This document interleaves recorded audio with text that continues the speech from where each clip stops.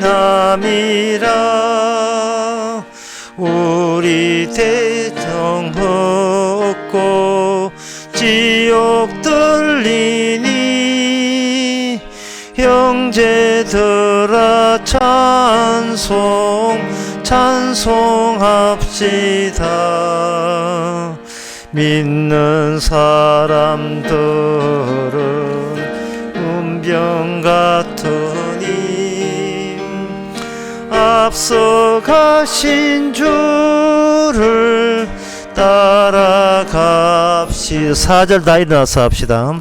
백성들아 와서 함께 모여서 우리 모두 함께 개가 부르세 영원토록 영광 권세 찬송을 우리 임금 주께 돌려보내세. 믿는 사람들은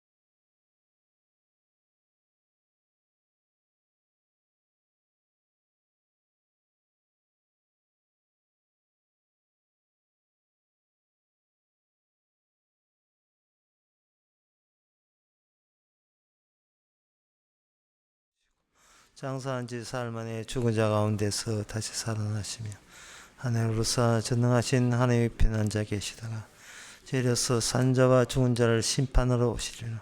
성령을 미사하며 거룩한 공예와 성도와 소통하는 것과 죄를 사하여 주시는 것과 몸이 한시 사는 것과 영원히 사는 것을 물사옵나이다. 아멘.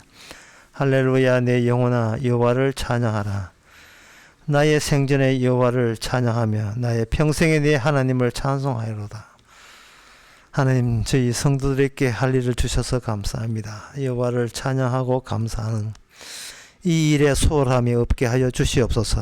예수님의 이름으로 기도합나이다. 아멘. 교동문 8번입니다.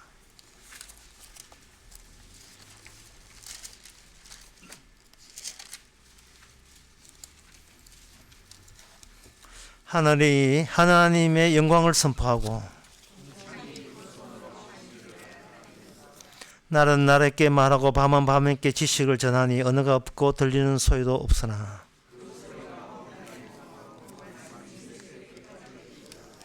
여호와의 율법은 완전하여 영혼을 소생케 하고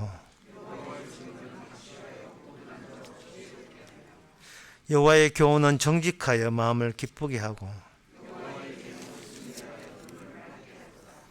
여호와를 경외하는 도는 청결하여 영혼까지 이르고. 다 같이 합시다. 금, 많은 정금보다 더 사모할 것이며 꿀과 송이꿀보다 더 달도다. 아멘. 자리에 앉아서서 찬송가 347장 합시다.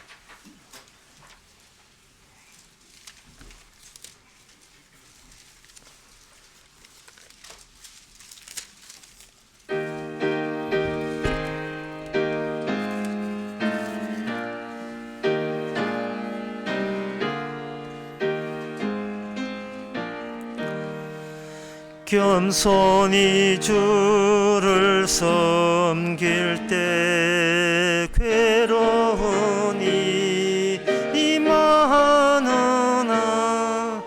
구주여 내게 힘 주사 잘 감당하게 하소서. 인자한 말을 가지고 사람을 감화시키며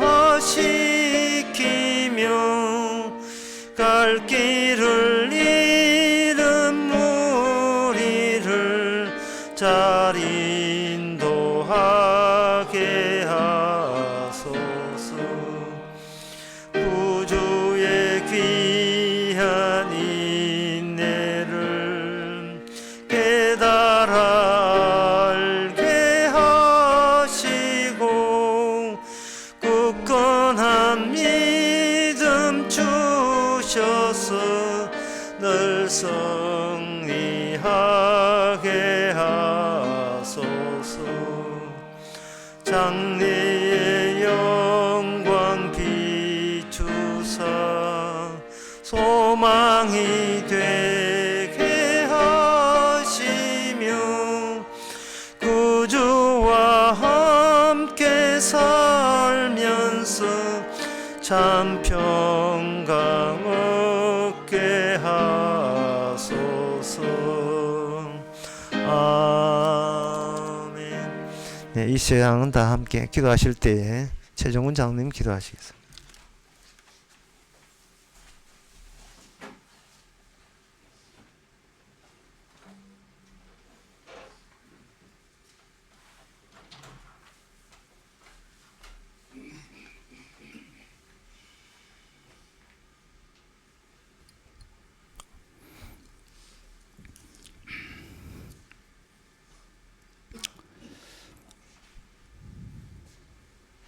우리 인간들은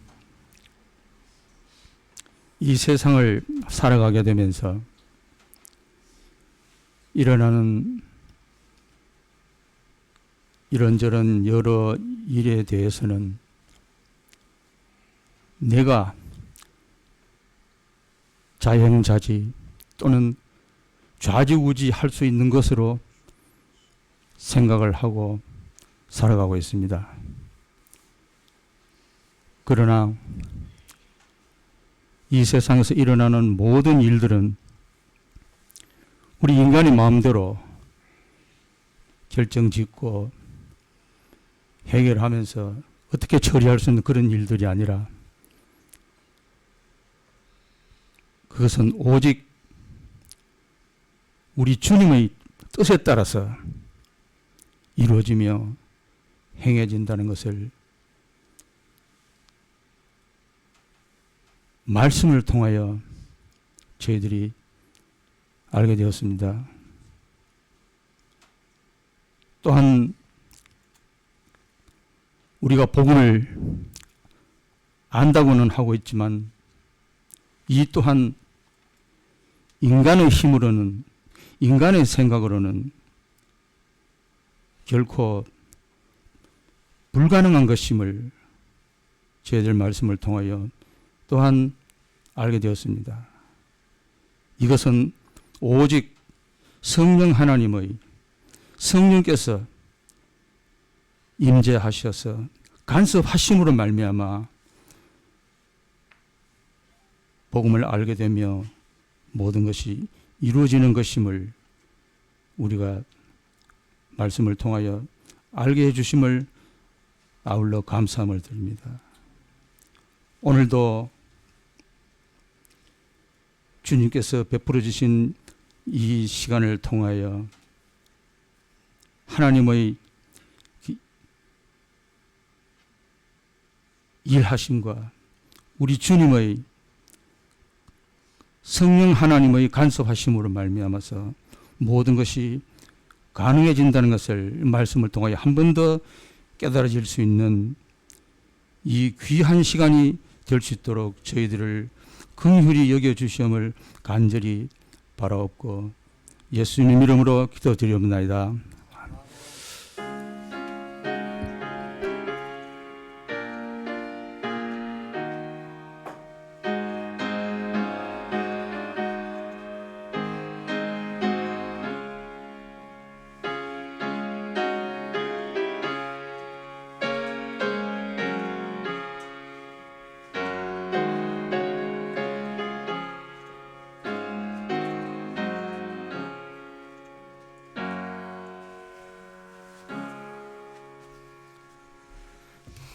네, 이 시간 광고 시간입니다.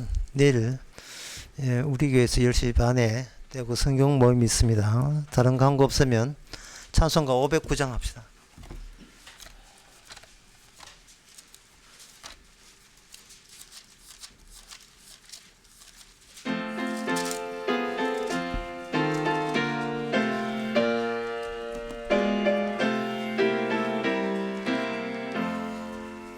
거친 세상에서 실패하거든 그 손목 자국 만져라. 고된 일 하다가 힘을 얻으리 그 손목 자국 만져라.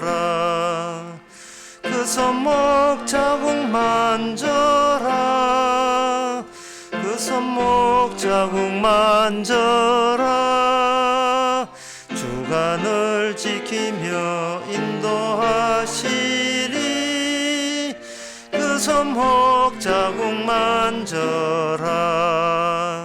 내가 어둠 속을 걸어갈 때에 그 손목 자국 만져라.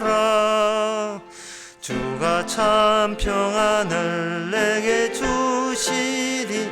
그 손목 자국 만져라. 그 손목 자국 만져라. 그 손목 자국 만져라. 주가 널 지키며 인도하시리. 그 손목 자국 만져라. 내가 부활의 주 따라가려면 그 손목 자국 만져라. 내가 주 안에서 길이 살리라. 그 손목 자국 만져라. 그 손목 자국 만져라. 그 손목 자국 만져라. 주가 널 지키며 인도하시리. 그 손목 자국 만져라. 내 죄악의 짐 무거울 때에 그 손목 자국 만져라. 마음을 열고서 주를 모셔라. 그 손목 자국 만져라. 그 손목 자국 만져라. 그 손목 자국 만져라.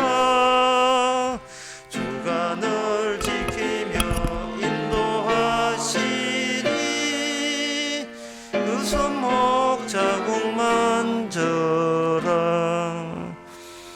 하나님의 말씀은 데살로니가전서 5장 23절입니다. 평강의 하나님이 친히 너희로 온전히 거룩하게 하시고 또 너희 온 영과 혼과 몸이 우리 주 예수 그리스도 강림하실 때 흠없게 보존되기를 원하노라. 아멘. 여기에 나오는 그 몸과 혼과 영, 이것은 세 개가 서로 구분되어 있습니다. 인간을 자기 자신을 바깥으로 표현하는 데 있어서 이것은 내 몸이다 이렇게 표현해도 되는데, 그 자기 자신을 표현하면서 몸도로도 이야기하고 혼으로도 이야기하고 영으로도 이야기한다는 것은 인간이 나 여기 있다 이걸로 촉한 것이 아니고 뭔가 노림수가 있어요. 그것은 뭐냐면은 나 혼자 있는 것이 아니고 다른 사람과의 같이 있을 때 나도 인간이고 너도 인간이라면 그 공통점이 있을 것이다. 그 공통점을 혼이라고 이야기합니다. 그 인간이 사람하고도 공통점이 아니고 짐승하고도 공통점이 있거든요. 그 짐승하고도 곤충이 있다면 짐승을 볼 때에 저 코끼리는 덩치가 있네, 육신이 있네 라고 이야기하면서 저 육신이 움직이네, 본능을 갖고 있네, 이럴 수도 있거든요. 그럴 때 그것은 그 짐승에 있는 것과 인간에 있는 것과 공통점이 있는데 그걸 혼이라고 그렇게 생각하는 겁니다.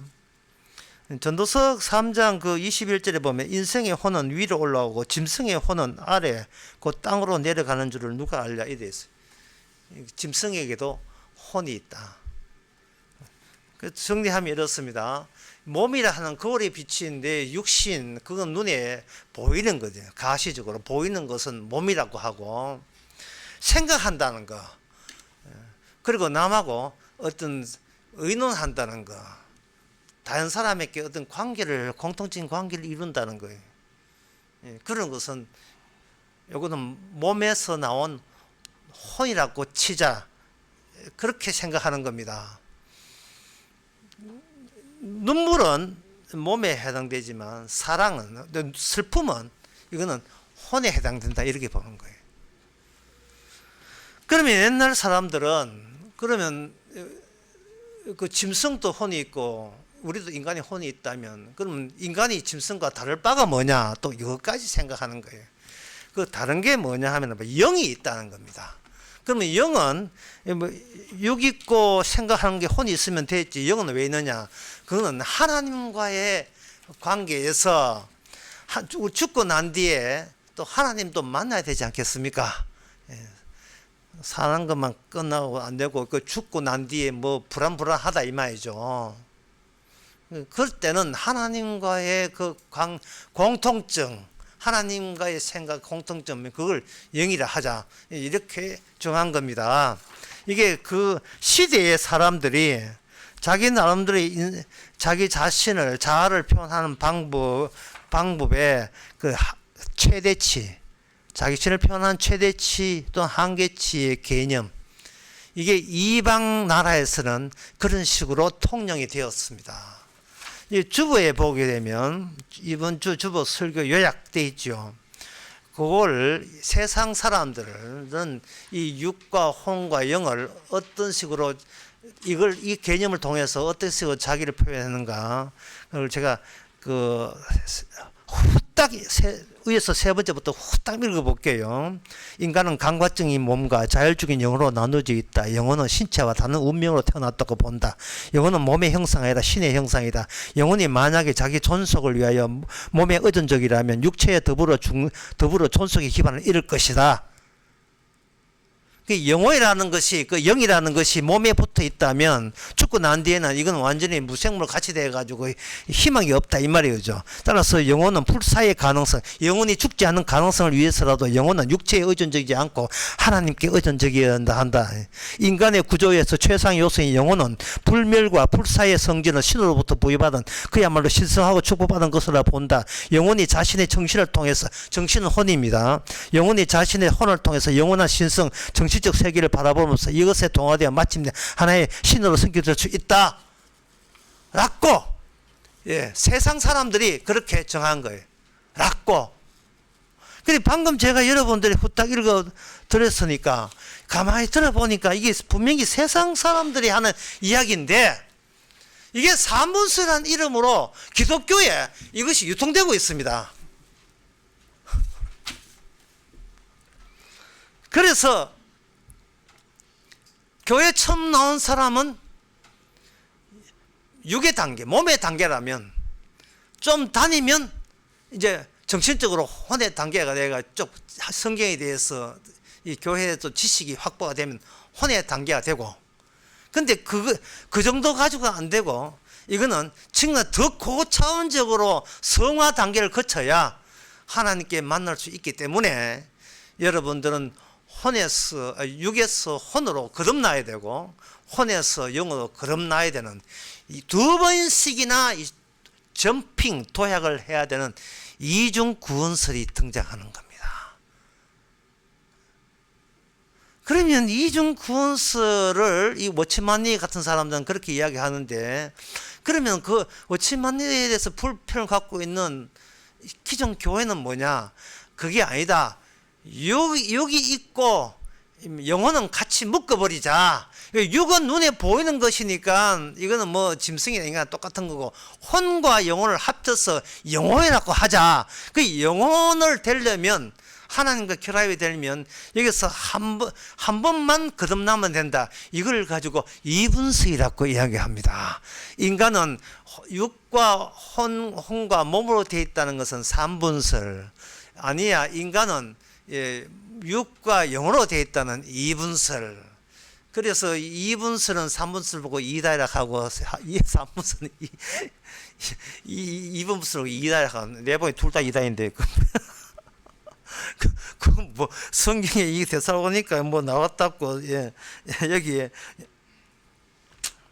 여기 들어가는데서 5장, 너희 온 영과 혼과 몸이 우리 그리스도 앞에 강림했을 때에 온전하게 거룩하게 되기를 바란다. 뭐 이것 때문에 사무설이 옳다 뭐 이렇게 이야기하고 주장을 하는데요. 이 자체가 이게 철학입니다. 이게 어디에 해당되냐? 혼에 해당되는 거예요. 이 혼이라는 것은 뭐냐면, 육이 뭔가 이상적이고 자기가 바라는 이상적인 세계, 이상적인 내 모습을 구현하려면 몸이 자기 스스로 눈에 보이는 걸로 멈추지 않고 이 머리가 생각이 동원돼요. 마음이 동원되어 가지고 최상의 내가 도달할 수 있는 최고의 경지에 인간은 멈추질 않습니다. 교회 가든 절에 가든 뭘 하든 간에 내가 이 짐승같이 이렇게 바닥 인생을 더는 살 수 없다.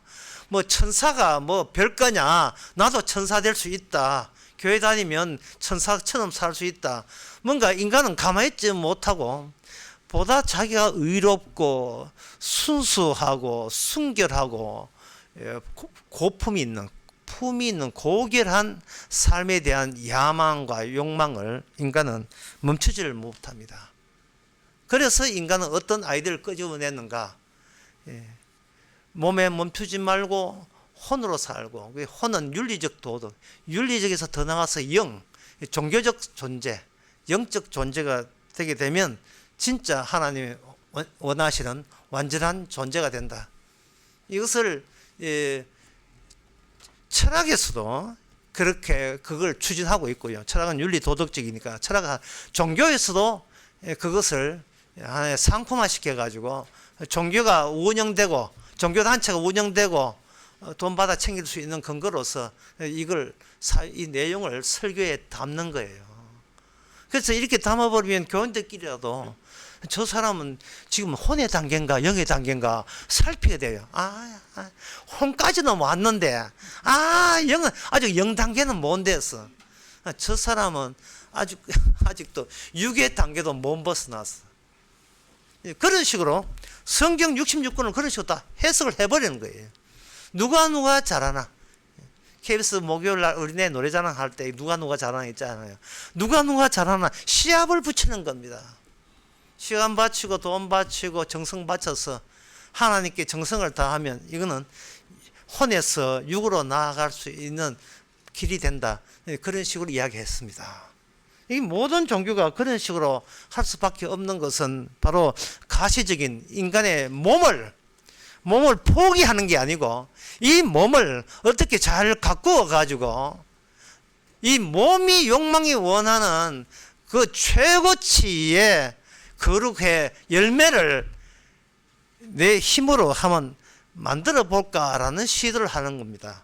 그것을 꾸준히 해왔던 선배들이 있어요. 그들이 누구냐? 바로 이스라엘입니다.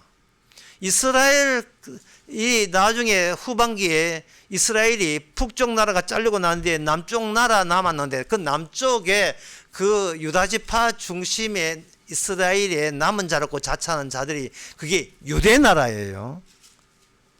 12지파가 유대 지파 중심을 하면서 이름이 유대나라가 되는 겁니다.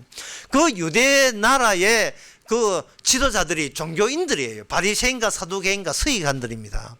바리새인과 사두개인과 서기관들이 바로 인간의 자신의 육을 하나님이 원하고 있는 영적 존재로 바꾸기 위해서 그들은 혼신의 노력을 다했던 사람이에요. 그 중에 한 사람이 누구냐? 바로 사도가 되었던 사울이라는 사람이었습니다. 오늘 우리가 보고 있는 이 편지는 누가 썼느냐? 사울이었던 사람이, 바리새인 중에 바리새인이었던 그 사람이 예수님을 만나고 사도가 나고 난 뒤에 지금 이 말씀을 우리에게 하고 있는 겁니다. 따라서 영과 혼과 몸이라는 것은 이방 세계에서 인간이 자기 자신을 가치를 극대화할 수 있도록 자기 자신을 탐구하고 분석해내 놓은 하나의 방법이에요. 이게 이방인들에게. 그러면 유대인들은 뭐냐? 유대인들은 그러면 뭐 몸과 혼과 영이 아니고 뭐냐? 그들은 몸과 영혼으로 되어 있어요. 시편을 보든지 구약 성경을 보든지 그리고 예수님의 표현도 그렇고 모든 것이 몸과 영혼으로 되어 있습니다. 엘리사가 엘리야 보고 할 때 그 엘리야의 영혼을 가지고 맹세하기를 뭐 이런 식으로 이야기하고, 그리고 예수님께서 십자가 떠날 때 그 영혼이 떠나니라 이렇게 돼 있거든요. 그리고 창세기 2장에서도 주님께서 흙으로 지으시고 흙 불어 넣으시니 거기에 생명이 된지라. 그러니까 몸과 영혼 이렇게 되어 있어요. 이 짐승에 대해서는 혼이라고 따로 했지만 대부분은 시편에서의 대부분은 네 영혼아 불안해하는 거, 시편에 보면 그래 있잖아요. 네 영혼아 불안해하는 거.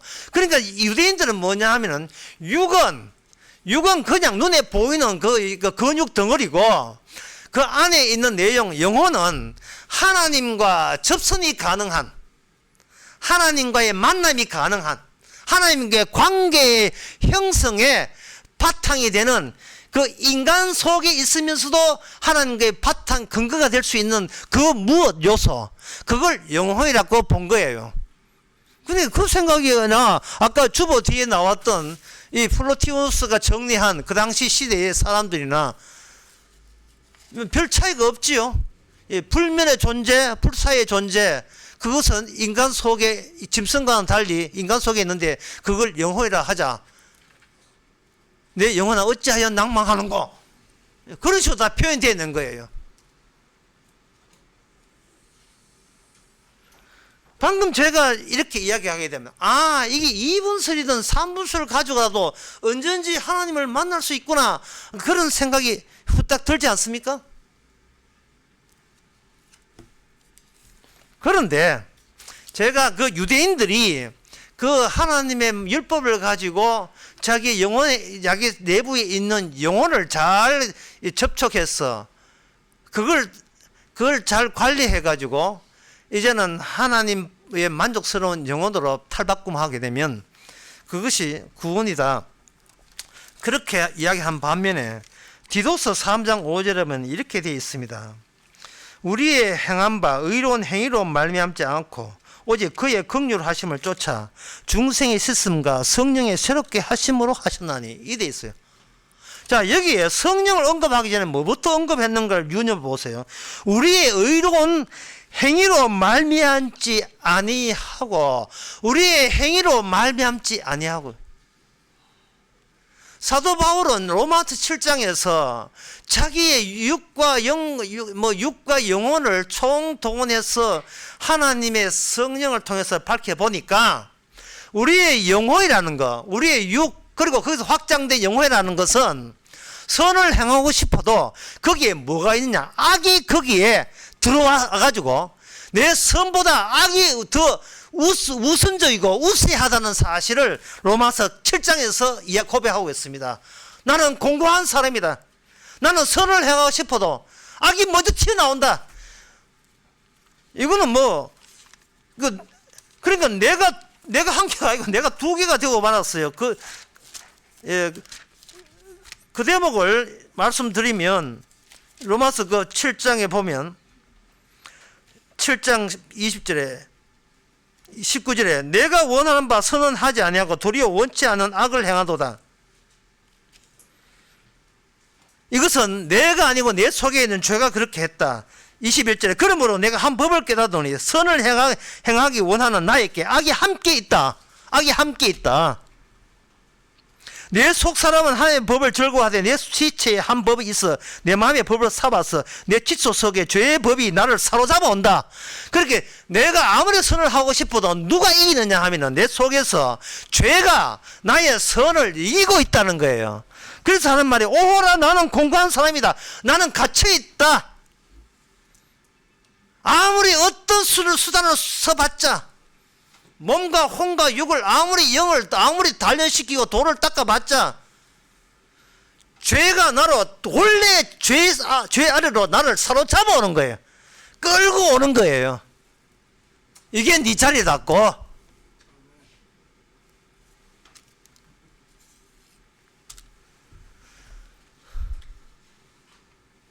그러니까 지금 사도 바울은 성령을 통해서 그리고 성령을 통해서 율법을 해석하면서 무엇을 아느냐 하면은 내가 나의 몸, 나의 혼, 이방인들이 이야기하는 혼과 육으로 나눈다면 나의 몸과 혼과 영이 모조리 다 망가졌다는 거예요.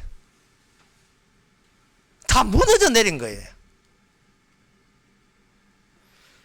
옛날에 시지부스 신화라고 있습니다. 인생이라를 어떻게 표현하면 인생이라 하는 것은 무거운 짐을 쥐고 정상까지 그 꾸역꾸역 힘들게 낑낑거리면서 끙끙거리면서 돌멩이를 밀어서 정상까지 딱 들어가면 그 정상이 돌이 꾸때르르 굴러가지고 저 살아온 모든 것을 헛수고로 만들면서 돌이 떨어지는 거예요. 그러면 7.8기라고 그래 요시 내 다시 일어서서 열심히 해볼게.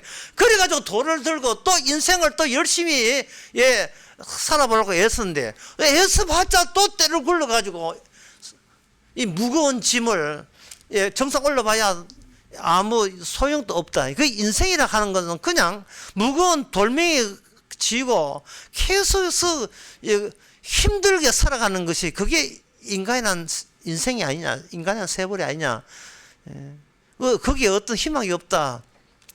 그렇게 세상의 지혜는 그렇게 이야기하고 있습니다. 그런데 한번 생각을 한번 바꿔보세요. 본인이 돌을 들고 낑낑거리면서 내 인생 살겠다고 정상으로 올라 세울 필요가 없어요. 제가 이번에 안양 강의 그런 얘기가 있거든요. 정상을 찍지 마라. 정상은 없다 했습니다. 정상이라는 게 인간이 없어요. 그러면 어떻게 하느냐? 인간이 돌을 밀지 말고 돌이 있는 곳에 인간이 가면 되거든요. 그럼 돌은 어디에 있느냐? 제일 바닥에 있어요. 바닥 상태에 돌이 놓여 있어요. 그러면 그 옆에 있으면 그게 인생 아닙니까? 뭘 돌을 낑낑 올려입니까? 돌은 자연스럽게 제일 에너지가 제일 낮은 바닥 상태로 가면 본인도 그 바닥 상태에 가면 되잖아요. 지식해서 내가 육이고 몸이며 그냥 육으로 몸으로 혼되려고 하지 말고 영 되려고 하지 말고 하나님 만나고 하지 말고 그냥 육으로 나서 흙으로 나서 흙으로 그냥 죽으면 되잖아요. 그게 인생이 그렇게 힘듭니까? 자꾸 꿈을 꿔요? 환상을 꿉니까? 망상을 꾸고 있어요. 왜 이상적인 천사가 되려고 하고 하나님 만나려고 합니까? 하나님은 우리를 안 만나주겠다는데 왜 억지를 부리는 거예요? 이 종교가 하는 짓이 다 거짓이에요. 망상들을 사람들에게 세뇌시키고 주입시키는 게 종교 단체가 하는 짓들이에요. 그게 성령을 받은 사도는 그렇지 않았어요. 마태복음도 마찬가지. 마태복음 3장 9절에 이렇게 되어 있습니다. 속으로 아브라함이래 우리 조상이라고 생각지 말라. 내가 너희를 이루니 하나님이 능히 이 돌들로도 아브라함 자손이 되게 하시라. 돌 대도 괜찮아요. 돌들로도 천국 백성 되게 하시는 능력이 주님한테 있습니다. 문제는 돌이 안 되려는 게 문제예요. 돌 자력하면 되잖아요. 그냥 시집부터 끙끙 정상까지 올리지 마시고 그냥 내려오세요. 산에서 내려오면 되잖아요. 뭐 자연인 폼으로 있습니까?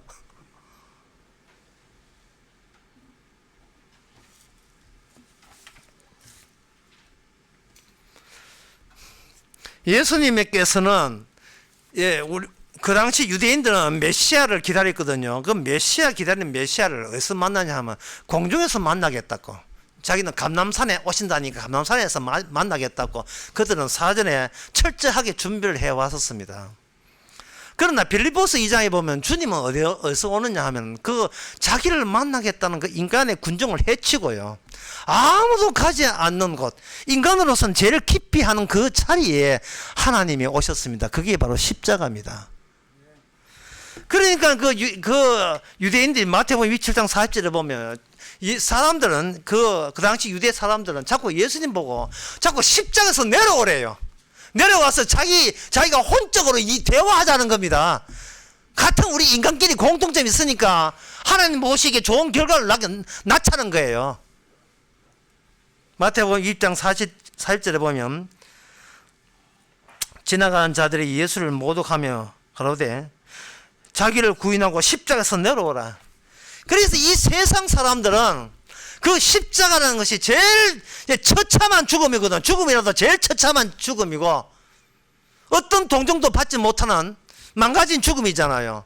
그래서 그 당시 유대인들은 십자가 죽는 것을 나무 위에 죽는 걸 해서 하나님이 저주한 가장 저주스러운 죽음이 나무에 달려 죽는 것이라고 했습니다. 갈라디아서 3장에도 그게 나와 있지만 그런데 예수님께서는 그 자리에서 우리를 기다리고 있어요. 빌립보서 2장에 보면 십자가에 죽기까지 낮아졌다. 그런데 인간들은 좋게 우리 말로 합시다. 예, 우리 기도로 해결합시다. 이런 거예요. 예배 드려서 해결합시다. 세례식 선만찬 가지고 해결합시다. 자, 이런 식으로 거룩한 종교단체 만들고 거기서 직분 집사 장로 목사 세워가지고 이 좋은 게 좋차고 찬양대 만들어가지고 찬양하면서 하나님 만나겠다는 거예요. 왜? 때려 죽어도 십자가 죽기는 싫기 때문에. 주님은 거기서 기다렸는데 우리는 십자가 싫어요. 왜? 인간이 망가져도 가장 망가진 모습이 십자가거든요. 주님께서 십자가에 가신 이유가 그게 뭐냐 하면은요, 인간은 제대로 남을 죽일 수가 없는 존재라서 그래요. 인간은 죽어가면서도 내가 제대로 자기 죽는 이유를 모르고요, 자기 죽는 뿐만 아니고 남을 칼과 쥐를 죽이라도 제대로 죽음에 이를 완전한 죽음에 이를 때까지 사람들 찔러 죽을 수가 없어요. 총을 100발 쏘고 10,000발 쏴도 그 사람을 완전히 죽일 수가 없어요. 왜? 죽음 자체가 인간에게는 비밀로 감춰져 있기 때문에. 인간은 자기가 완전한 죽음의 끝을 모르기 때문에 사는 이유도 몰라요. 죽는 이유를 모르기 때문에 사는 이유도 몰라요. 그냥 갈 때까지 가보자는 식입니다.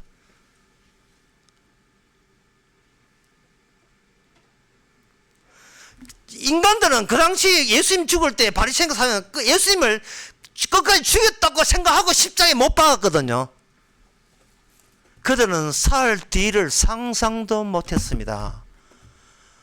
죽이려고 쫓아가가지고 죽였는데 사흘 텀을 건너가지고 도로 살아나 버렸어요. 이게 죽음입니까? 그게 온전한 죽음이에요? 그게 온전한 살인입니까? 남을 죽여도 온전히 죽이지 못하는 것은 내가 죽어가면서도 왜 죽는지를 온전히 알 수가 없다는 뜻이에요. 그러니까 내가 생각하기에 거울에 비친 저 모습이 저 육신이 내 것이라는 것도 이것도 망가진 몸이고요. 내가 저 거울에 비친 내 몸이 아마 내 몸이니까 앞으로 저 몸에다가 내가 출세해야지 라고 사적으로 혼적으로 생각을 하고 힘을 갖는 그 혼적인 작용도 망가진 혼이고, 내가 바르게 살아서 교회 다녀서 나중에 천국 가야지 하는 천국, 그것도 망가진 영적 모습입니다.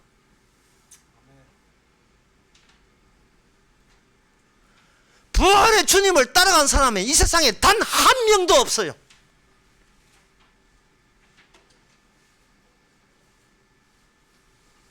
주님은 육과 혼과 영으로 기껏 그 최대치 개념 그것밖에 모르는 우리를, 나를 떠난 게 아니에요. 주님은 우리를 떠났어요. 우리 내가 꼴보기시가 우리 모든 인간을 떠나버린 분이 주님이에요.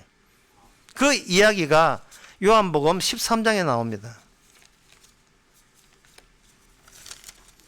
요한복음 13장에서 예수님께서 베드로에게 발을 씻을 때에 베드로의 대화하고 예수님의 대화가 이게 맞지를 않아요. 베드로가 뭐라 하냐 하면은 이렇게 이야기해요. 승생님은 제자 발을 씻어서는 안 되고요.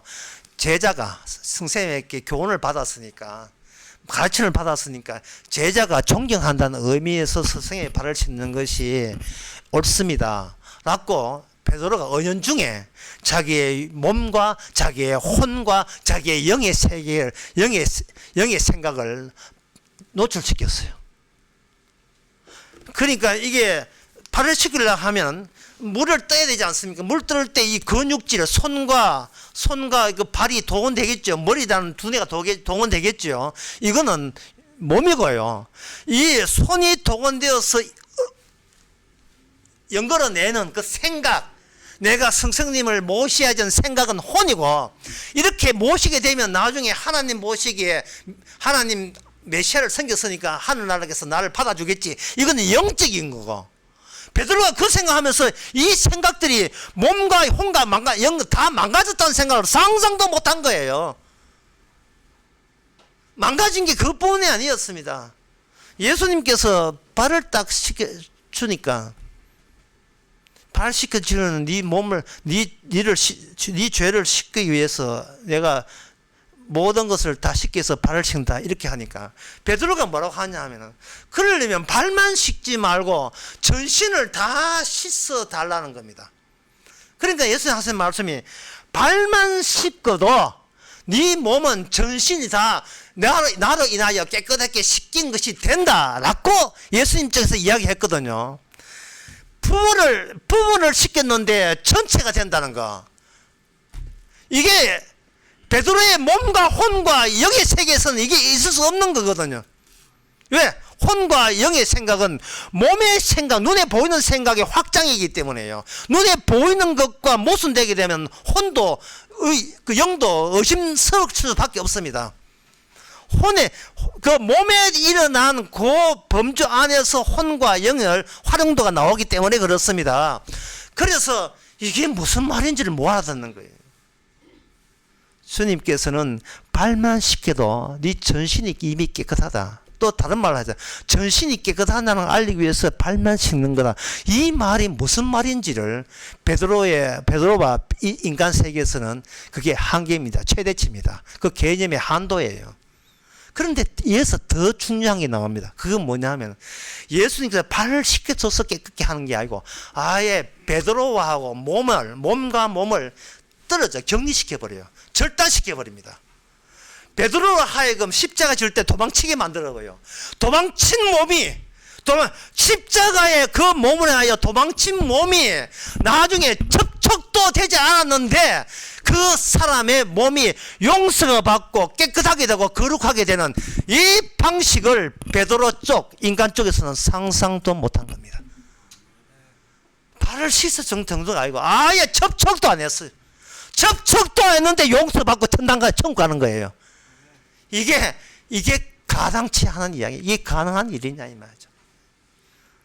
쉽게 말해서 헌금 한 푼 안 했는데 천당 가 있더라 이 말이죠. 쉽게 하면 듣기 한 이야기하면, 교회 한 번도 안 났는데 천국 갔어요. 이게 돼요? 이게 되냐고요. 하나님께 찬송 한번 하면 없는데 천국 가 있어요. 이게 됩니까?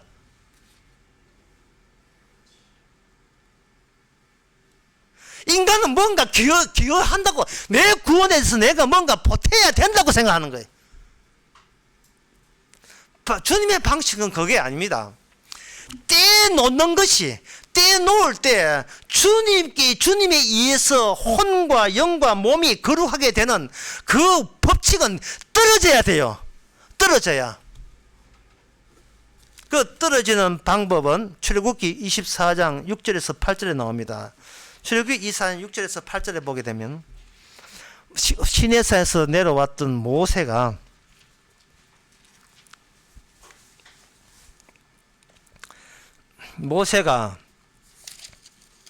그 피를 취하여 반통은 여러 양푼위에 담고 반은 단에 뿌리고 언약서를 가져 백성들에게 낭독하여, 반은 그 언약서에다가 뿌리고 자기가 시내산에서 기억했던 것을 이제 가지고 뿌리고 낭독하여, 반통은 망풍에 딱 지금 대비되어 있습니다. 예비되어 있습니다. 들림에 그들이 가로되 여호와여 모든 말씀을 우리에게 준행하리이다. 모세가 그 피를 취하여 백성에게 뿌려버려요. 양풍에 담은 반통 있는 그 제물의 피를, 소의 피를, 반통은 하나님의 율법서에 자기가 썼던 그 기억해서 썼던 그 율법책에 뿌리고, 다른 반에 남아있는 그 피는 백성들에게 뿌려버려요. 그러면 율법에 있는 담긴 그 피와 백성의 피가 동일한 피예요. 똑같은 피입니다. 그 피는 어디서 나오는가? 백성들에게 나온 피가 아니에요. 그거는 모세에게 나온 피가 아닙니다. 그거는 희생되어야 했던, 죽어야 했던 그 죽음에서 나온 그 세물의 피예요. 그 피를 그들에게 다 뿌려버립니다. 이것은 뭐냐면 육과 혼과 영을 이걸 묶어서 이걸 자체를 육으로 취급해 버린 거예요. 인간들의 생각은 육 따로 혼 따로 몸 따로인데 주님의 십자가 피 앞에서는 네가 혼을 주장하든 몸을 주장하든 영을 주장하든 삼분선을 이분선을 하든 전부 다 더럽고 추잡한 엉터리 같은, 내가 스스로 나를 구원하려는 하나의 철학적 시도에 불과한 거예요. 이게 그 자체가 육이에요. 아주 쉽게 말해서 이렇습니다. 중국집에 가가지고 탕수육을 시키는데, 탕수육 그 돼지고기 튀긴 거, 조각 튀긴 거 따로, 안 그러면 소스 따로 해가지고 이걸 찍어 먹을 것인가 부어 먹을 건가, 그거 문제거든요. 개개인이 율법을 지키는 것은 이걸 찍먹이라, 찍어 먹는다고 찍먹. 그 소스를 탕수육에 부는 것을 부먹이라 하면 그냥 부어서 먹는 거예요. 주님은 찍먹이 아니고 부먹이에요. 소스 찍는 내 몸과 혼과 영이 동원될 이유가 없어요. 그냥 부어지는 거예요. 그냥 피가 삼분수를 생각해서 구원받는 것이 아니고 피로 구원받는 게, 피로, 부어진 피로. 그러니까 이 피는 나의 요소에서 나온 게 아니에요. 베드로의 발을 씻겨주던 베드로를 결국은 목자를 치니 양이 흩어져야 돼요. 목자 앞에 아무도 남아있지 않아야 돼요. 어떤 인간도 남아있지 않아야 돼요. 그들은 개인만 주장하는 돼지고기 조각 튀김이거든요. 다 가야 돼요. 그 다음에 피가 마련되게 되면 그 피가 한꺼번에 부어져서 그들은 뭐가 되느냐? 육이 아니고 영이 되는 겁니다. 그 이야기가 누구보다도 철저하게 율법적으로 살았다고 자처했던 사도 바울이 고린도전서 2장 12절에서 이렇게 되어 있습니다. 고린도전서 2장 12절에 보면 우리가 세상의 영을 받지 아니하고 오직 하나님께로 올 영을 받았으니 이는 우리로 하여금 하나님께서 우리에게 은혜로 주신 것들을 알게 하심이라. 우리가 이것을 말하느냐? 사람의 지혜로 가르친 말로 아니하고 오직 성령의 가르친 것으로 하니 신령한 것은 신령한 것으로 분별하느니라. 육에 속한 사람은 하나님의 성령을 이를 받지 아니하나니, 여기 육에 속한 사람이 뭘 주장하냐면 육과 혼과 영을 주장한 자는 육에 속한 사람들. 이 이방인의 철학이에요. 이게 3분설과 2분설이에요. 그거 유대인들 다 했는 겁니다. 이방 철학자들이 했는 이야기예요. 그들이 말하는 영과 사도 바울의 영이 달라요. 그들은 육에 속하면서 육의 범위 안에서 육과 혼과 영을 주장한 겁니다. 구원은 피지, 인간의 3분설, 2분설이 아니, 신학이 아니에요. 피를 부음으로써 완성된 피를 어린 양의 세상적으로 피를 어린 양의 피 6월절의 피를 먹으면서 우리가 용서받는 겁니다. 부먹이라니까 찍먹이 아니고. 그 놀라운 사실은요, 여기 12절에 보면 사도 바울이 우리가 세상을 영을 받지 아니하고 이래 됐다고요. 세상의 영이라는 게 어디에 나오냐? 에베소서 2장에 보면 그게 바로 악마의 영을 말하는 겁니다. 인간이 악마의 영을 받았으니까 신학이라는 것을 만들어내는 거예요. 철학이라는 걸 만들어내고 과학이라는 걸 만들어내는 겁니다. 철학, 신학, 과학 그거 왜 만들어? 학문 왜 합니까? 이 육을 발전시키고 문명화시키고 나중에 죽어서 천국까지 들어갈 수 있는 아이디어를 정립하기 위해서 신학이나 철학이나 이런 걸 만들어내는 거예요. 여기 에베소 2장 1절에 너희가 허물과 죄로 죽었던 너희를 살리셨도다. 그때 너희가 그 가운데 행하여 이 세상 풍습을 쫓고 공중의 권세 자만 잘 따랐으니 곧 풀승중의 아들들 가운데 역사하는 영이라. 고린도후서 4장에도 같은 말이에요. 이 세상 영, 이것은 곧 마귀의 영이네. 복음을 가리는 영. 자꾸 예수님 보고 십자가에서 내려오래요. 내려와서 좋게 이야기하자는 겁니다. 신학적으로. 설교 은혜롭게 하재요. 설교 은혜롭게 하면 구원 받습니까?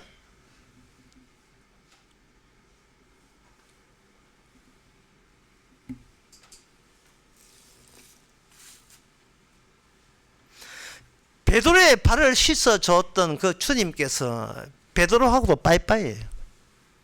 빠이빠이하고 따로 홀로 십자가의 피를 흘리십니다. 이 말은 베드로가 전체 다를 그렇게 씻으면 좋겠다. 이 말은 뭐냐면 예수님의 손이라는 그 몸으로 나의 몸을 전체적으로 다 더듬어 주시면 더듬어 지나가는 흔적마다 죄 씻음이 될 것이라고 생각하는 거예요. 이게 인간들이 망가진 육에서 기껏 나오는 한계 그겁니다. 안수를 한다든지 생수를 마시라든지 뭔가 눈에 보이는 것으로 그런 처방전 조치를 취할 때 그게 나의 구원으로 확 와닿는 거예요. 확 그냥 오는 게 확 와닿는 겁니다. 그렇게 생각하는 거예요. 그런 생각한 자체가 베드로가 뭘 모르냐 하면은 내가 예수님 보고 죄 씻음 다 씻어 깨끗하게 씻겨 달라고 요구할 권한 자가 아니고 그런 자격조차 없다는 것을 베드로가 몰랐던 겁니다. 이게 베드로가 망가진 점이에요. 나는 구원될 자격이 없다는 그 사실을 모른다는 그 점. 그러니까 인간은 죽고 난 뒤에 어떻게 되냐 하는데 인간은 죽음을 몰라요. 죽음은 주님만 알고 있어요. 이 유대인들이 예수를 죽여도 제대로 못 죽인다니까요. 칼로 죽이고 십자에 못 따라 죽어도 그들이 이제 생각하는 죽음과 예수님 죽음이 달라요. 예를 들면 이렇습니다. 어떤 부대에 간첩이 들어왔다 칩시다. 예를 들어서 억지 예지만 간첩 다 치고 집차를 몰고 이제 탈출을 하는데 들켰어요. 정보편에다가. 그래서 잡아라 하고 있으니까 그 간첩이 막 집차를 몰고 왔는데 옆에 그 정문에다가 정문 그 기둥 2개 있고 그 안에 정문으로 중간 가운데다가 차를 차단하기 위해서 쇠사슬을 이렇게 걸어 놓잖아요. 근데 이제 급했더니 이 간첩이 막 쇠사슬을 보고 그냥 돌진해버린 겁니다. 그럼 쇠사슬이 끊어진 게 아니에요. 쇠사슬을 묶어 놓던 그 기둥 2개의 기둥 안에 있던 쇠사슬에 그 뭉치털이 있던 원래 자리가 훅 빠지는 거예요. 쇠사슬은 안 끊어지고. 주님께서 이 세상을 돌진할 때 사람들 보기에는 예수님이 뭐 까불다가 십자가 정치 보면 죽었다 이거만 보이죠.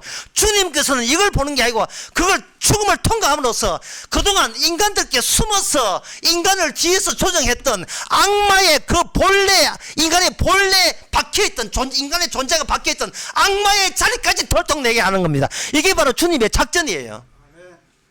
진짜 죽음을 아는 것은 악마예요. 악마는 그동안 자기 정체를 숨긴 겁니다. 쉽게 말해서 입 뽑으려고 하다 잇몸까지 다 뽑혔다 이 말, 잇몸까지.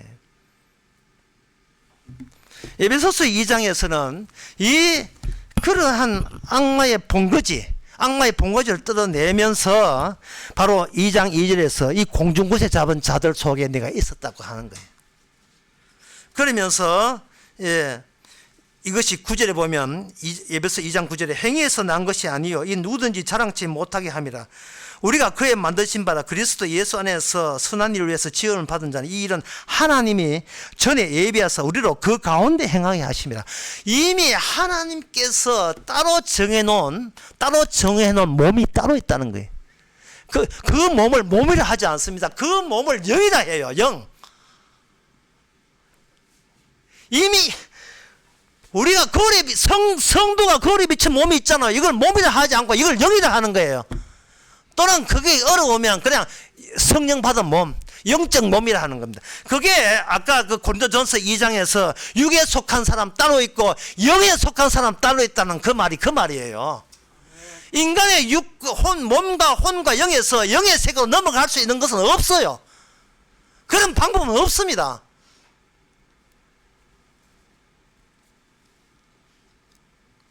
그렇다면 이 사실을 십자가 죽을 때 이 사실을 왜 예수님께서는 홀로 십자가에 죽으셔야 되는가? 그거는 율법이 이스라엘 속에 율법으로 그 몸과 혼과 육으로 하는 그런 이방 민족 말고 이스라엘에는 특별히 율법적 신호가 이스라엘 신체에 주어졌습니다. 그것이 여기 에베소서 2장 11절에 보면 그러므로 생각하라 너희는 그때 육체로 이방이요 손으로 육체를 행하던 할례당이라 칭한 자에게 무할례당이라 이렇게 되어 있어요. 이 말이 상당히 어려운 거 쉽게 풀이하면 이렇습니다. 이스라엘에게는 할례라는 게 있었습니다. 그 할례가 뭐냐 하면 바로 인간의 피를 내는 방법이에요. 인간에게 피가 나오면 죽잖아요. 근데 인간은 자기 죽는 이유를 모르고 왜 죽는지 어떤 죽음이 죽음인지 아무것도 몰라요. 율법에 와서 인간을 건드려줘야 인간은 죽음이라는 것을 체험하게 되는 겁니다. 그 죽음 체험하라고 인간에게 할례를 행하거든요. 출애굽기 4장에서는 할례를 행할 때 그 십보라가 모세보고 하는 이야기가 당신은 피난편이라고 했어요. 이 피난편과 관련해서 이 피가 할례라는 율법은 어디를 주목하고 집중하느냐 하면은 남성의 생식기에다가 집중한 율법이에요. 다른 율법은 마음으로 혼으로 지키면 되는데 이 할례는 그런 게 아니고 몸을 잘라버려요. 몸의 생식기 일부를 그것도 다른 게 아니고 생식기 일부를 잘라버립니다. 그게 하체와 관련되어 있는데 창세기 3장 6절 7절에 보면 그들이 무화과나무를 알고 나는데 눈이 밝아졌어. 그들은 무화과나무 딱 먹고 눈이 밝아져 자기의 몸이 벗은 줄 알고 무화과나무 잎을 엮어 치마를 하였거든요. 왜 이게 치마냐 이 말이죠. 머리 수건 안 만들고 왜 양말 안 만들고 왜 하체를 왜 그렇게 하체에서 왜 부끄러운 게 왜 나오냐 하는 겁니다. 그 뒤에 이 율법은 인간의 하체를 또 주목하게 되었어요. 남자의 하체는 율법이라면 여자의 그 하체에 대해서는 거기에 뭐가 되냐면 그 월기에 나와서 피의 근원을 소개하고 있습니다. 그 레위기 20장 18절에 보면 누구든지 경도하는 여인과 동침하여 그의 하체를 범하면 남자는 그 여인의 근원을 드러내었고 여인은 자기의 피의 근원을 드러냈습니다. 인간 육은 이렇게 망가졌다는 거예요. 남자도 망가졌고 여자도 망가졌고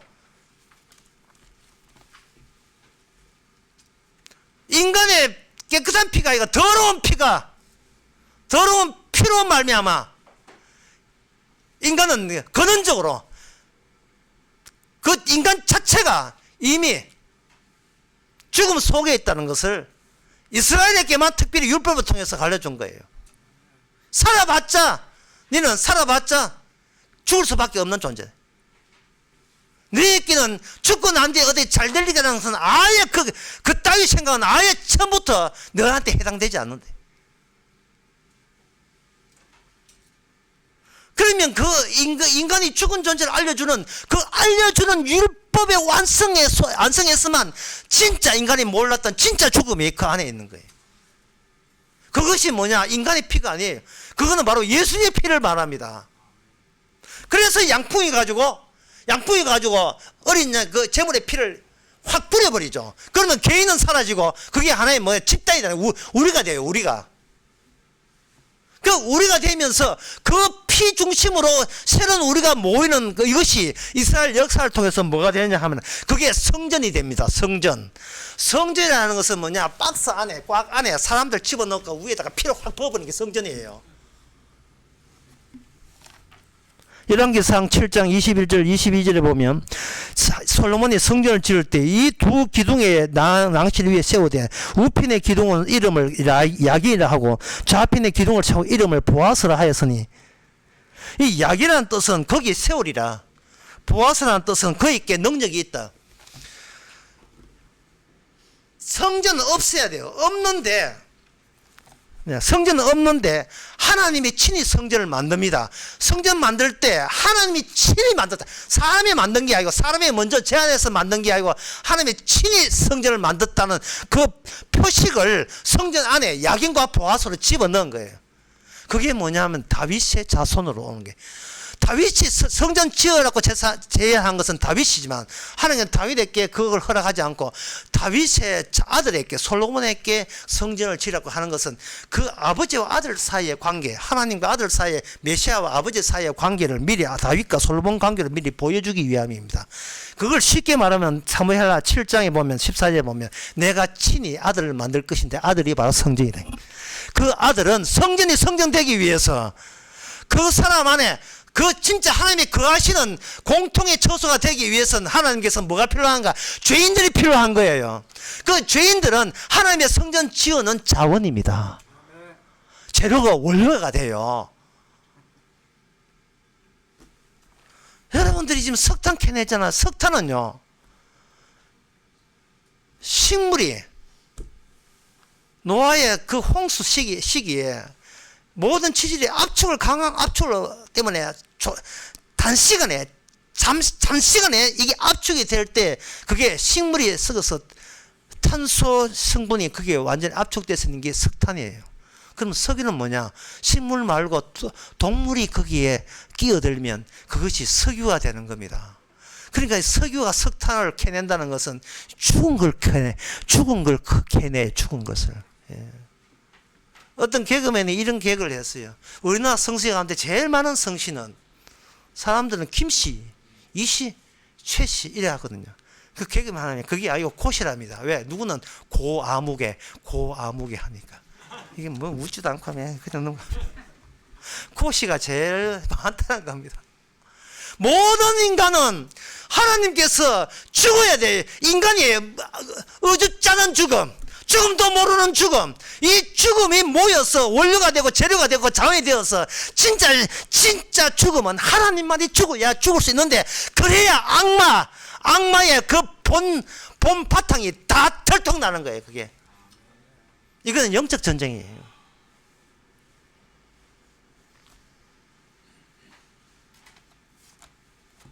그래서 그 성전의 내막의 핵심은 무엇인가? 그 핵심은 히브리서 9장에 보면 다음과 같이 나옵니다. 히브리서 9장에 보면 9장 19절부터 22절까지 보면 모세가 율법대로 모든 계명을 온 백성에게 말하는 후에 송아지와 염소의 피와 및 물과 붉은 양털과 우슬주를 취하여 그 책과 모든 백성에 뿌려 이르되 이는 하나님이 너희에게 명하신 언약의 피니라 하고 또 이와 같이 피로써 장막과 섬기는 일에 쓰는 모든 그릇에 뿌렸느니라. 율법을 쫓아 그의 모든 물건이 피로써 정의롭게 되나니 피 흘림이 없은적 사함이 없느니라. 이것이 바로 거룩이고 이게 정결함이에요. 혼이 됐든 육이 됐든 뭐 영을 하든 네가 어떻게 인간을 묘사하고 그 시대에 어떤 개념을 동원하든 상관없이 그 자체는 더러운 거고, 중요한 것은 진짜 하나님이 원하는 백성은 인간의 몸과 혼과 영의 개념에서 나온 것이 아니고 오직 피에서부터 나온 거예요. 피로부터 새로운 백성이 나오는 거예요. 피로부터. 이 주님의 피로서 나온, 우리의 피로 나온 게 아니고 주님의 피로서 온전한 죽음에서 우리는 온전한 생명이 나오는 겁니다. 온전한 타락에서 온전한 구원이 나와요. 타락을 빗겨난다고 구원되는 게 아닙니다. 그 타락에 참여해야 돼요. 하나의 자원으로서, 재료로서. 그럴 때 우리는 구원받을 자격조차 없었구나를 깨닫게 되는 겁니다.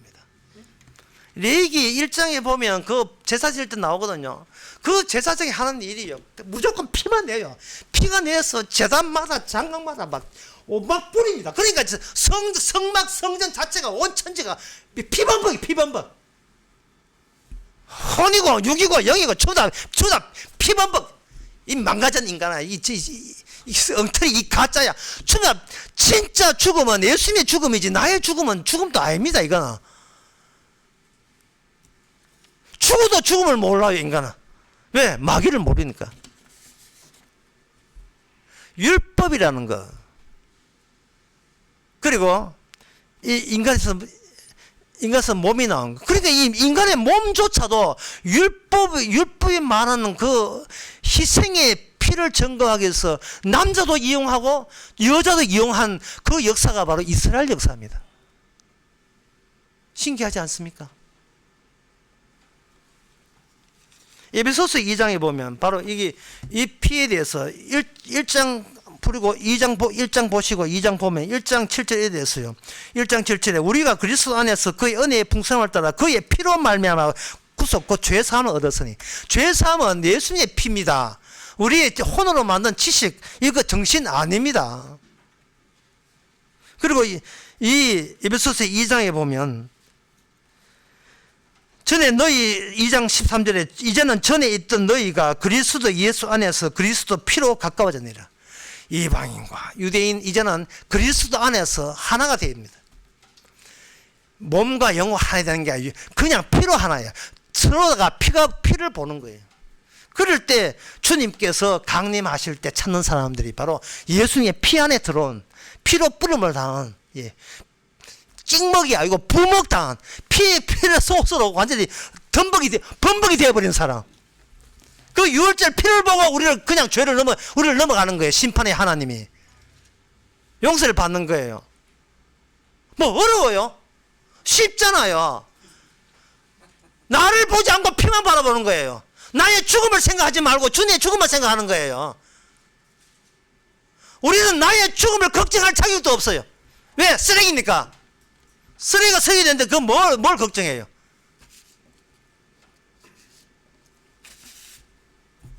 그런데 세상의 인간들은 육에서 혼으로 영으로 자꾸 뭔가 발전을 기대하고 성공을 기대하니까 이 세상에 그게 만만치 않거든요.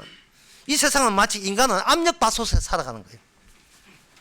계속해서 뭔가 밥은 되는데 밥은 되는데 이게 압력이 더 세져요. 살아보려고 사는 게 뭔지도 모르고 죽는 것도 모르고 그냥 살면 되는 줄 알고 살아보려고 하니까 스트레스 받잖아요. 그럴 때 이 몸이 괴로울 때 혼도 괴로우니까, 혼이 괴로우니까 영적으로 깨끗하게 하자 뭘 집어넣는가? 몸에다가 술을 집어넣어요. 술을 퍼먹는다고요. 술 먹든지 담배 피우든지 점 치든지 점 사주 보든지 영적인 세계의 희열을 미리 보려고 하는 거예요.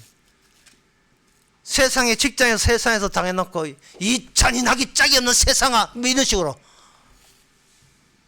뭐 세상이 니도 똑같아. 뭘 잔인? 니부터 잔인해. 술과 담배를 하고 점친다는 것은 전부 다 이거는 뭐냐? 이게 교만, 성경에서는 교만한 거예요. 이 교만하고 싶어서 허세 부리는 거예요. 청소인데 술 먹고 담배 먹고 다 허세 부르는 겁니다. 지가 누군지를 모르는 거예요. 그래서 에베소서 2장에 보면 이렇게 되어 있습니다. 2장 4절에 긍휼에 풍성하신 하나님이 우리를 사랑하신 그 큰 사랑으로 인하여 허물로 죽은 우리를 그리스도와 함께 살리셨고, 사랑이라는 것은 그 앞에서 우리 자체가 아무 무의미해지는 걸 의미하는 겁니다. 그 사랑이, 그 십자가를 피 흘린 그 사랑이 베드로를 찾아오거든요. 요한복음 13장 아까 1절을 보게 되면, 유월절 전에 예수께서 자기 세상을 떠나 아버지께로 돌아가실 때 이런 줄 아시고 자기 사람들을 사랑하실 때 끝까지 사랑해요. 하지만 단 한 사람은 아니에요. 다른 유다 빼놓고 자기 택한 사람은 끝까지 사랑해요. 이 사랑을 받은 사람은 아무리 내 몸 위주로 해가지고 그 사랑을 치우고 버리고 비워도 어느새 가득 차버린 내 사랑이, 이게 임창정이 불렀던 내가 저질러 사랑이라는 수요에서 내적 사악하는 노래인데, 거기에 보면 치우고 버리고 비워도 어느새 가득 차버린 내 사랑. 아무리 사랑을, 나 주님 사랑 안 해, 주님 아무리 떠나도 또 찾아오는 거예요. 이 지긋지긋한 이 성령 덩어리야. 성령 덩어리. 우리는 성도는 성령 덩어리예요. 오순절 날 성령 왔거든요. 성령으로 이제 여기 사람이야, 여기 사람 된 거예요. 그러니까 이 사랑은 찾아왔기 때문에 내가 내 쪽에서 거부할 수가 없어요. 마치 폭설이 홋카이도에 4m 폭설이 온 것처럼 서울광야에서 그 폭설을 계시의 폭설을 했습니다. 그냥 폭설이 온 거예요. 인간들은 기존의 헛새와 허망한 것, 자기의 교만과 허풍, 남한테 육으로 행세하려고 의시되면서 이 주님의 그저 주신 사랑은 계속 내밀죠. 그러나 치우고 버리고 비워도 어느새 가득 차버린 이 사랑. 그때 이야기 마지막에 우리 이런 고백해야 돼. 모든 게 내 땀문인데 왜 네가 더 힘들어? 너가 왜 내 마음을 위로해? 집에 가서 내가 저지른 사랑 한번 들어보세요. 사랑해라고 하지만 늘 미안해라고 했던 나 이젠 잊고 잊혀지고 지우고 이런 식으로 돼 있어요. 그러니까 사랑에 대해서 우리는 본성 때문에 거부하더라도 감사한 이야기는 성령께서 우리로 하여금 끝까지 주님 자신을 위한 제시씀이고 자기 사랑을 증거하게 한 우리의 자원이 되기 때문에 우리를 떠나지 않는 이 점에 대해서 우리는 영혼까지 감사해야 됩니다. 기도하겠습니다. 하나님 아버지, 신학 정리하고 성경 지식으로 구원받고자 시도했던 그 어리석음, 그게 마귀 생각인 것을 이제 알아사오니 이제는 미쳐내도 밀리지 않고 떠나라 해도 떠나지 않는 주님의 사랑이 우리의 마음을 부어서 영이 육의 사람이었던 데서 하나님의 은혜를 아는 성령 사람 되게 하여 주시옵소서. 예수님의 이름으로 기도합나이다. 아멘. 다 같이 일어나셔서 찬송가 506장 합시다.